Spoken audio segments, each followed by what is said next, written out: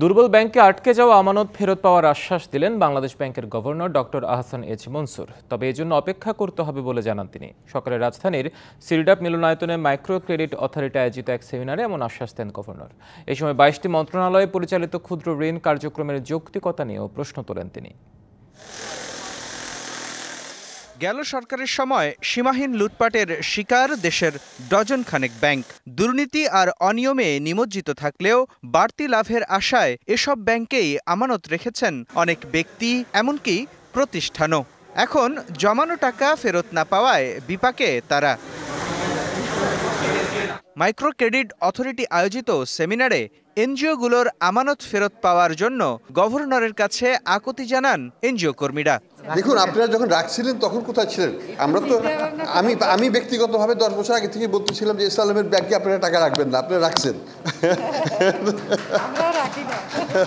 এখন রাখার পর এখন ধরা খেয়েছেন, 2% ইন্টারেস্ট বেশি দিচ্ছে, এখন ধরা খেয়ে গেছে। এখন আপনাদেরকে উদ্ধার আমরা করব।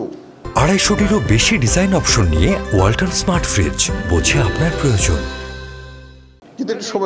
এর আগে দেশে প্রায় 1000 খানেক এনজিওর ক্ষুদ্র ঋণ কার্যক্রম নিয়ে সমালোচনা করেন গভর্নর। 22টি মন্ত্রণালয়কে ক্ষুদ্র ঋণ পরিচালনার অনুমোদন দেওয়ার যৌক্তিকতা নিয়েও প্রশ্ন তোলেন। অনেক আগে থেকে চলে আসছে বলে যে চালিয়ে যেতে হবে এবং তো কোনো কথা নাই। One can streamline those things. সরকারের এখানে যাওয়ার আর কোনো প্রয়োজন আছে বলে মনে হয়।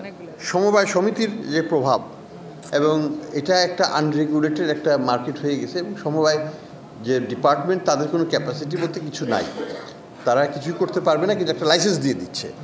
ফলে এটা যেটা হচ্ছে, এটা স্ক্যাম তৈরি হচ্ছে বিভিন্ন রকমের। এ সময় ক্ষুদ্র ঋণ কার্যক্রম পরিচালনায় নানা সংকটের কথা তুলে ধরেন অংশগ্রহণকারীরা। গ্রামীণ ব্যাংকের উদাহরণ টেনে সহযোগিতা চান গভর্নরের কাছে। এটা হওয়া এখন আর দরকার ছিল না, ওটা তো ওয়ান অফ এ কাইন্ড। একসময় একটা ব্যাংক হয়ে গেছিল, একটাই আইনি, একটাই ওয়ান ইনসিডেন্স, আমি বলবো হিস্টোরিক্যাল ইনসিডেন্স। ওই আইনটা, ওটাকে নিয়ে সরকার কি করবে সেটা সরকার ভাবতে পারে। অনুষ্ঠানে জানানো হয়, মাইক্রো ক্রেডিট অথরিটির অনুমোদন নিয়ে দেশে 724টি প্রতিষ্ঠান 26,000-এরও বেশি শাখার মাধ্যমে গ্রামাঞ্চলে 3 লাখ কোটি টাকার বেশি ক্ষুদ্র ঋণ বিতরণ করেছে। আমরা এই জায়গায় একটু মোস্তফা মাহবুব, ডিবিসি নিউজ, ঢাকা।